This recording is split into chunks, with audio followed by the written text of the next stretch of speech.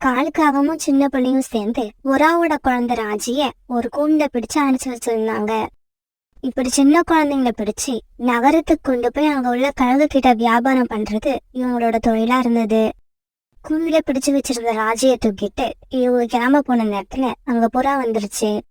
ஏய் காகங்களே, என்னோட குழந்தைய விட்டுருங்க. நீங்க மட்டும் என் கையில கிடைச்சிங்கன்னா உங்களை உயிரோடவே விட மாட்டேன். இப்படி சொன்ன புறா கீழே கடந்த ஒரு கல் எடுத்து காகங்களை நோக்கி வேகமா விட்டு எறிஞ்சது. புறா இப்படி விட்டு எறிஞ்ச கல்லு நேரா பறந்து போய் காலுக்காகத்தோட கால்ல விழுந்தது. போச்சு போச்சு, என்னோட கால் போயிடுச்சு, என்னோட கால் போயிடுச்சு. காலு போனாலும் பரவாயில்ல, இதுக்கப்புறம் இங்க நின்னுகிட்டு இருந்தா நம்மளோட உயிரே போயிடும். சீக்கிரமா கிளம்பு, இந்த குழந்தையோட அப்பா புறா வேகமா வந்துகிட்டு இருக்கு. சின்ன பிள்ளை இப்படி சொல்ல உடனே 2 பேரும் கூண்டு அங்கேயே விட்டுட்டு அந்த இடத்த விட்டு வேகமா பறந்து போனாங்க. இப்படி கொஞ்ச தூரம் சின்ன பிள்ளை கூட பறந்து போன காலுக்காகும் அதுக்கப்புறம் தொடர்ந்து பறக்க முடியாம கீழே விழுந்துருச்சு. சின்ன பிள்ளை, என்னோட கால்ல வலி ரொம்ப அதிகமா இருக்கு, என்னால இதுக்கப்புறம் பறக்க முடியாது, ரொம்ப தாகமா இருக்கு, கொஞ்சம் தண்ணி எடுத்துக்கிட்டு வா. சரி, நீ இங்கேயே படுத்துரு, நான் போய் உனக்கு தண்ணி எடுத்துக்கிட்டு வரேன். இப்படி சொல்லிட்டு சின்ன பிள்ளை காலுக்காகத்துக்கு தண்ணி எடுக்க நதியை தேடி பறந்து போச்சு. இந்த சமயத்துல சோனா குருவி உணவு தேடி ரொம்ப வேகமா பறந்து வந்துகிட்டு இருந்தது. அன்னைக்கு அந்த காட்டுல மழை பெய்யற மாதிரி கிளைமேட் இருந்தது. மழை வரத்துக்கு முன்னாடி உணவு தேடி எடுத்துக்கிட்டு வீட்டுக்கு போகணுங்கிற எண்ணத்துல சோனா குருவி இவ்வளவு வேகமா பறந்து வந்துகிட்டு இருந்தது. சோனா குருவி பறந்து வரத பார்த்துட்டு காலுக்காக இப்படி கத்த ஆரம்பிச்சது. என்ன காப்பாத்துங்க, என்ன காப்பாத்துங்க, என்னோட உயிருக்கு ஆபத்து, யாராவது வந்து என்ன காப்பாத்துங்க.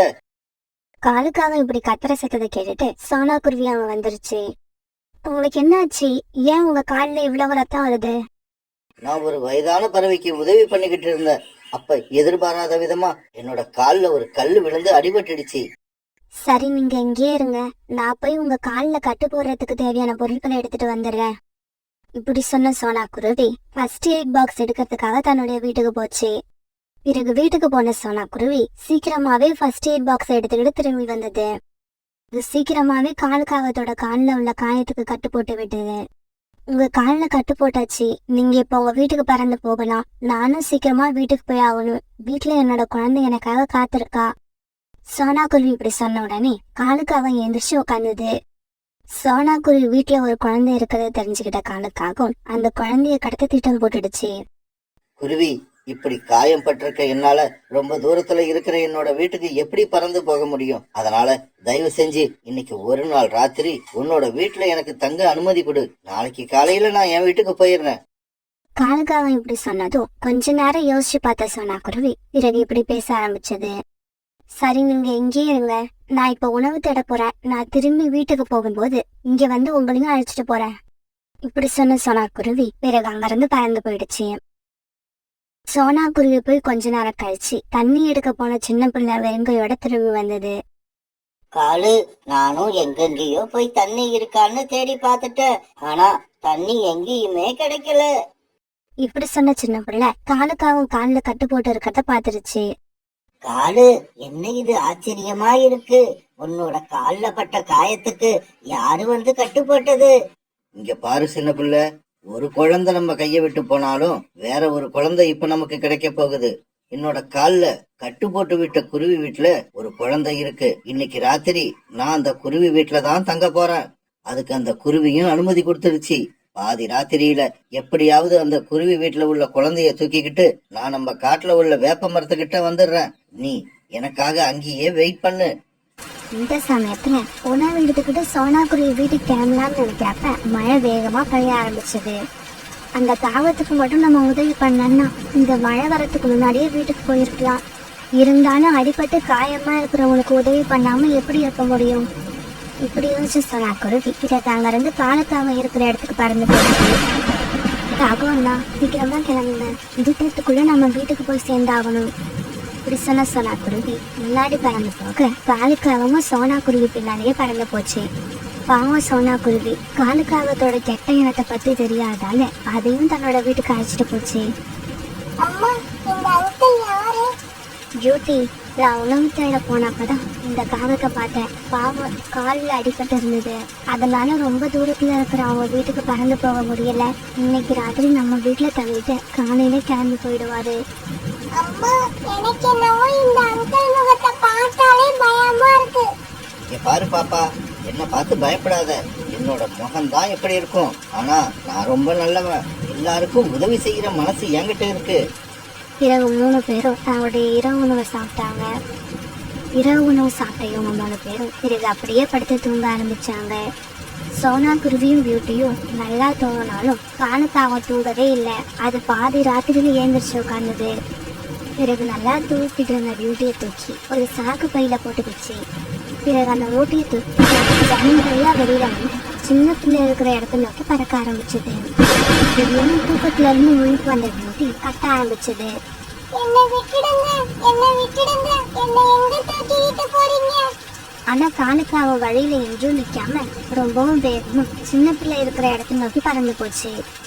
இந்த காலு குருவியோட குழந்தைய தூக்கிக்கிட்டு வருமா வராதானே தெரியல. நான் இங்க மலையில நனைஞ்சுக்கிட்டு நிக்கிறேன், ஆனா காலுவோ அந்த குருவி வீட்டுல இந்நேரம் நல்லா தூங்கிக்கிட்டு இருக்கும்னு நினைக்கிறேன்.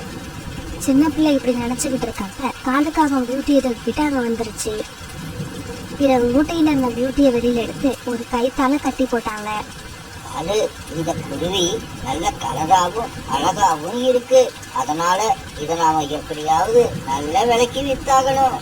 இங்க பாரு சின்ன பிள்ளை, மழை ரொம்ப வேகமா பெய்யுது. இந்த மழையில நாம எங்கேயும் பறந்து போக முடியாது. அதனால பாதுகாப்பா இருக்கிறதுக்கு ஏதாவது ஒரு இடத்தை தேர்ந்தெடுத்தாகணும்.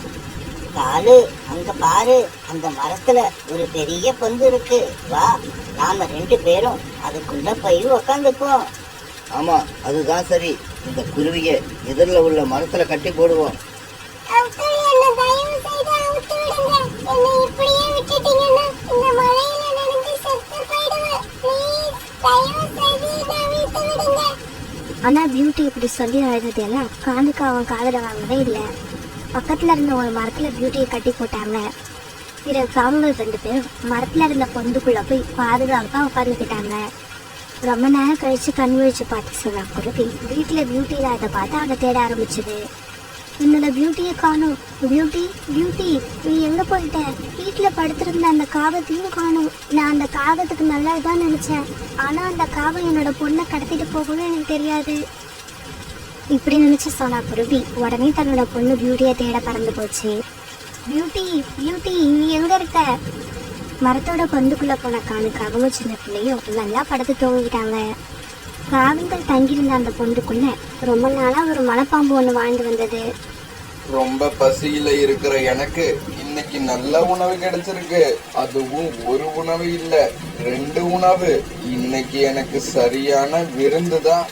இப்படி நினைச்ச அந்த பாம்பு உடனே 2 காகங்களையும் தன்னோட விஷப்பல்லால கடிச்சிருச்சு. சின்ன புள்ள, சின்ன புள்ள, என்ன இந்த பாம்பு கடிச்சிருச்சு. இப்படி கத்துன காலு உடனே மயங்கி கீழே விழுந்துடுச்சு.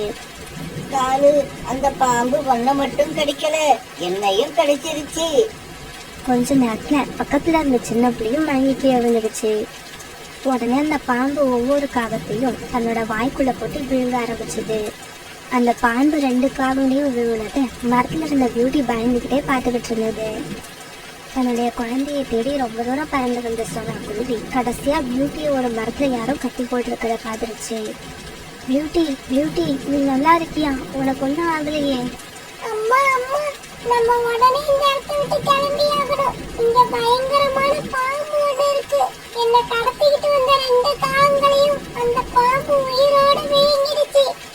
பியூட்டி இப்படி சொன்ன உடனே சோனா குருவி பியூட்டி இருந்த கயிறை அவுத்து விட்டது. உடனே சோனா குருவியும் பியூட்டியும் அந்த இடத்த விட்டு பறந்து போக ஆரம்பிச்சாங்க. இப்படி பறக்க ஆரம்பிச்ச இவங்க பாதுகாப்பா தன்னோட வீட்டுக்கு போய் சேர்ந்தாங்க. ஒரு பெரிய அடர்ந்த காட்டுல காலுக்காகவும் அதோட அம்மாவும் வாழ்ந்து வந்தாங்க. காலுக்காகவும் சின்ன வயசா இருக்கிறப்பவே அவங்க அப்பா இறந்து போயிட்டாரு. அதுக்கப்புறம் ரொம்பவும் கஷ்டப்பட்டு அவங்க அம்மா தான் காலுக்காகத்தை வளர்த்து வந்தாங்க. காலுக்காகத்தோட அம்மா காலு மேல ரொம்பவும் அன்பு வச்சிருந்தாங்க. ஆனா காலுக்காக தன்னோட அம்மா தான் மேல வச்சிருக்க அன்பு புரிஞ்சுக்கவே இல்லை. அவங்களோட சொல் பேச்சு எப்பவும் கேட்கறதும் இல்லை. எல்லா சமயத்திலும் அவங்களுக்கு தொல்லை கொடுத்துக்கிட்டே இருந்தது.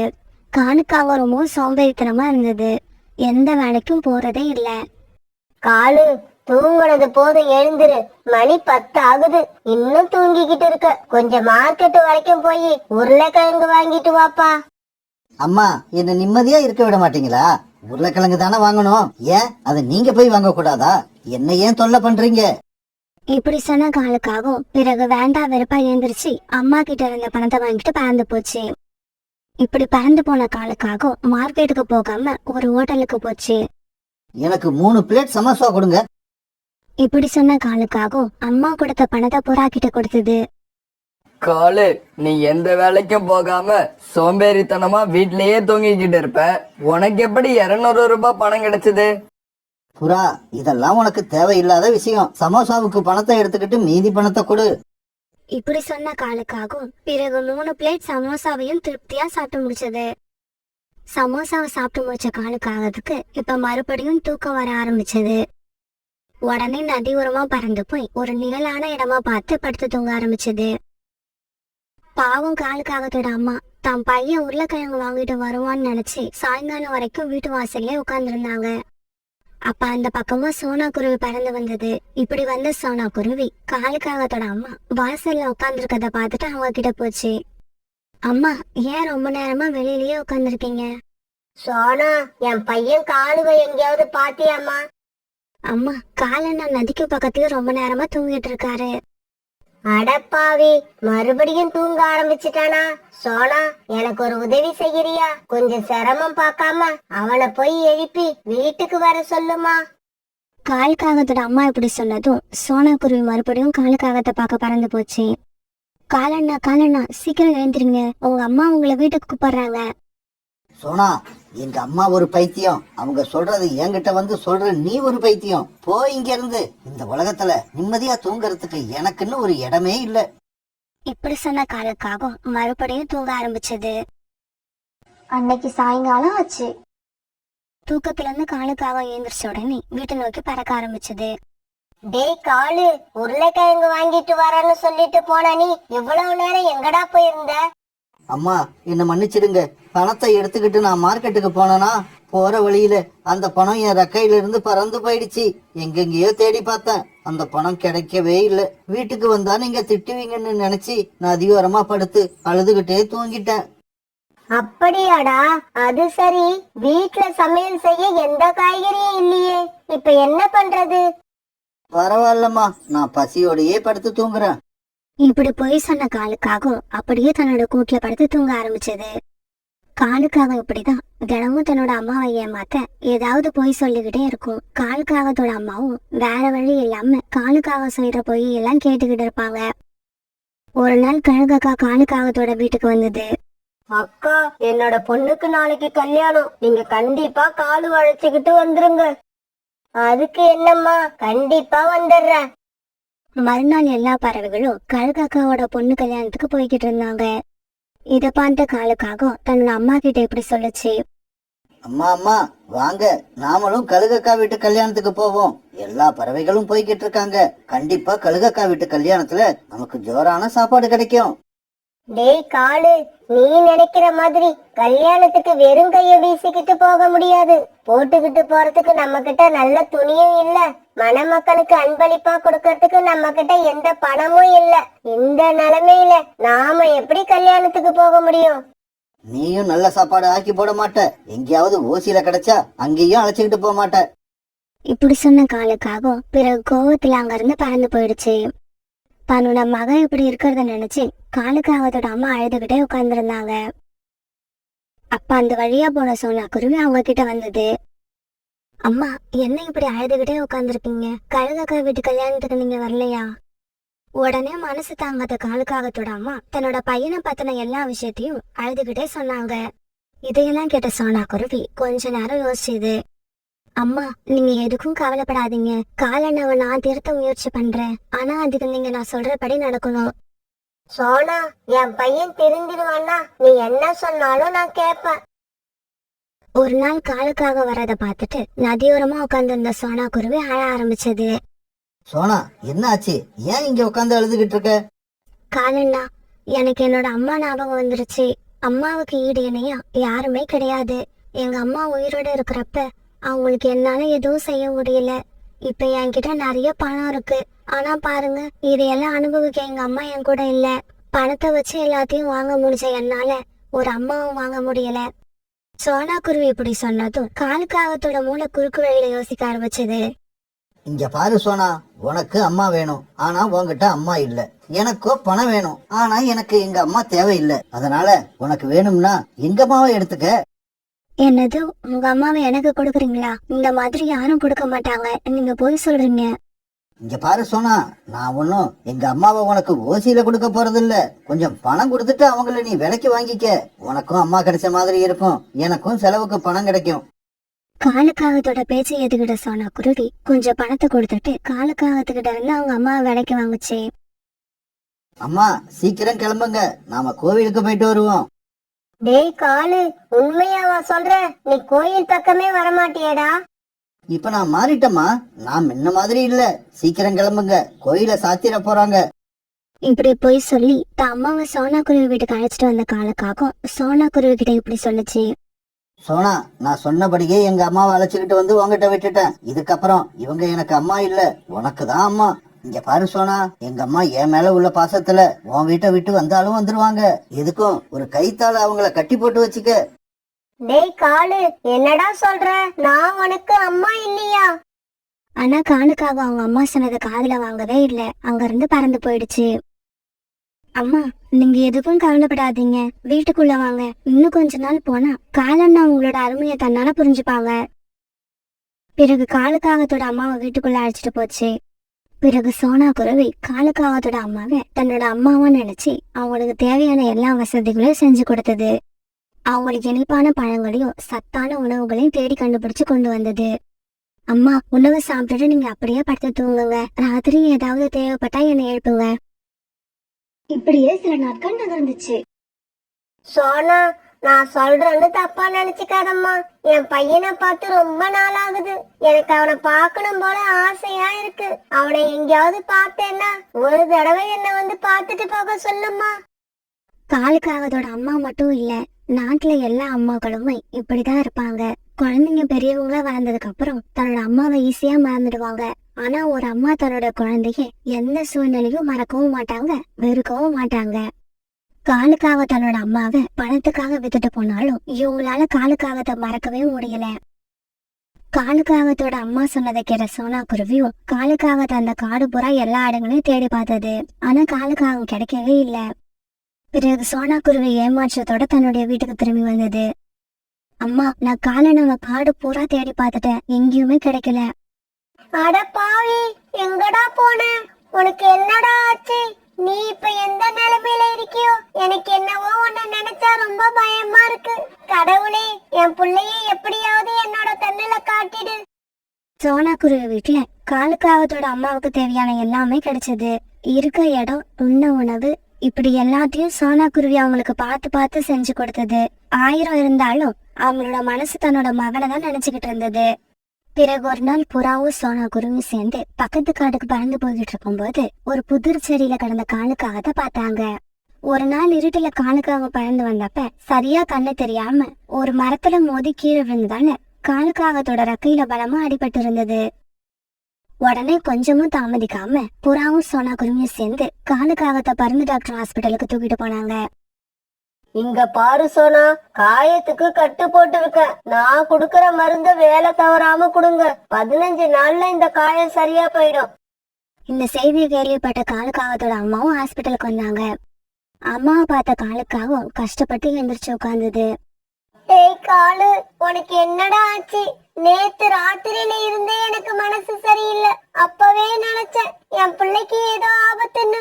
நான் நினைச்ச மாதிரியே ஆயிடுச்சுடா. காலு, இதுக்கப்புறம் கவலைப்படாத.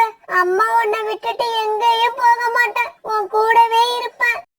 காலுக்காக தன்னோட அம்மாவை பணத்துக்காக வித்துட்டு வந்துடுச்சு. அப்படி இருந்தும் அம்மா தான் மேல வச்சிருக்க பாசத்தை நினைச்ச காலுக்காகத்துக்கு வெக்கமாவும் அவமானமாவும் இருந்தது. அம்மா, என்ன மன்னிச்சிடுங்க, நான் ரொம்பவும் கேவலமான ஒரு காரியத்தை செஞ்சிட்டேன். நீங்க என் மேல வச்சிருக்க அன்புக்கு விலை மதிப்பே கிடையாது. நீங்க என் பக்கத்துல இருந்த வரைக்கும் எனக்கு உங்களோட அருமை தெரியல. நீங்க என்னை விட்டு தூரமா போனதுக்கு அப்புறம் தான் உங்களோட அருமை எனக்கு புரியுது. அம்மா, சத்தியமா என்னோட உயிர் இருக்கிற வரைக்கும் இதுக்கப்புறம் நான் உங்களை விட்டு பிரியவே மாட்டேன்.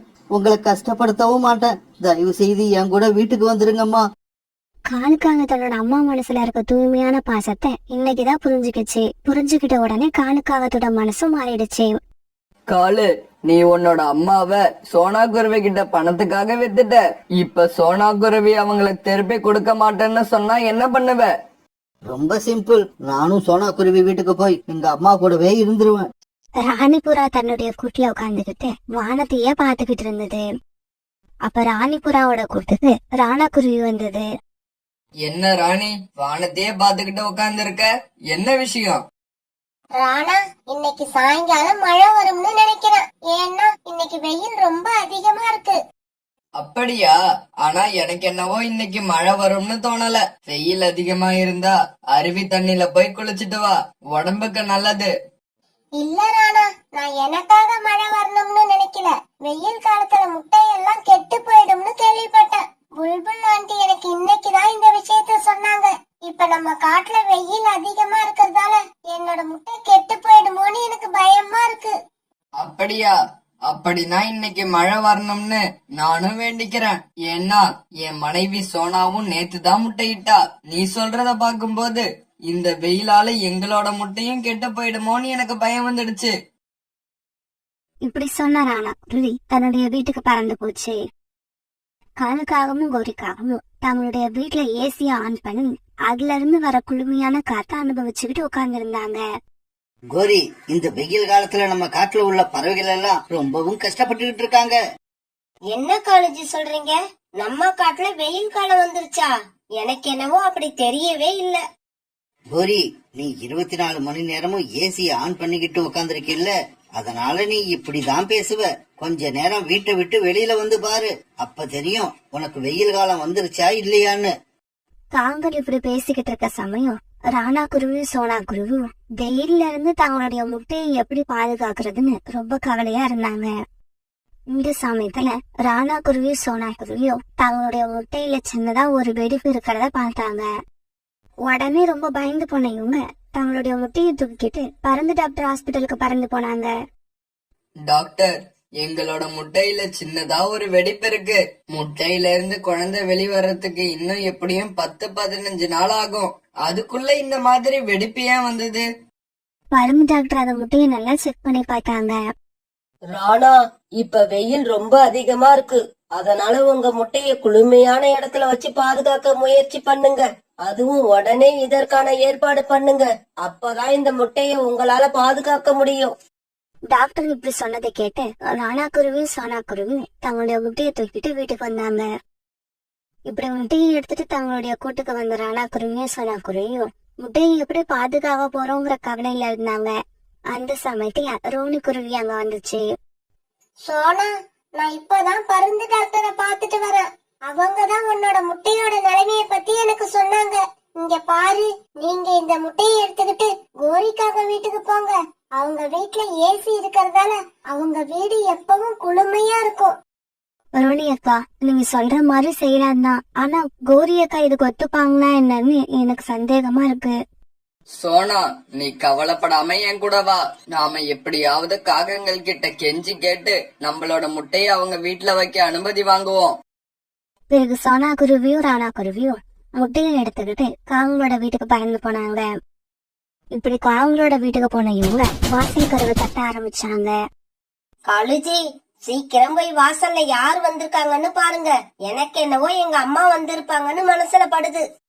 காலுக்காக வந்து கதவை திறந்ததும் வாசல்ல அந்த ராணா குருவியும் சோனா குருவியும் வீட்டுக்குள்ள போனாங்க. என்ன ராணா, முட்டைய தூக்கிக்கிட்டு குடும்பத்தோட என் வீட்டுக்கு வந்திருக்க? கோரி, வேற வழி இல்லாம தான் நாங்க உங்க வீட்டுக்கு வந்திருக்கோம். இப்ப நீ எங்களுக்கு ஒரு உதவி செஞ்சாகணும். உதவியா? என்ன உதவி ராணா? சொல்றத கொஞ்சம் தெளிவா சொல்லு. கோரிக்காக இப்படி கேட்டதுக்கு அப்புறம் ராணா குருவி தான் வந்த விஷயத்த காங்க கிட்ட சொல்லுச்சு.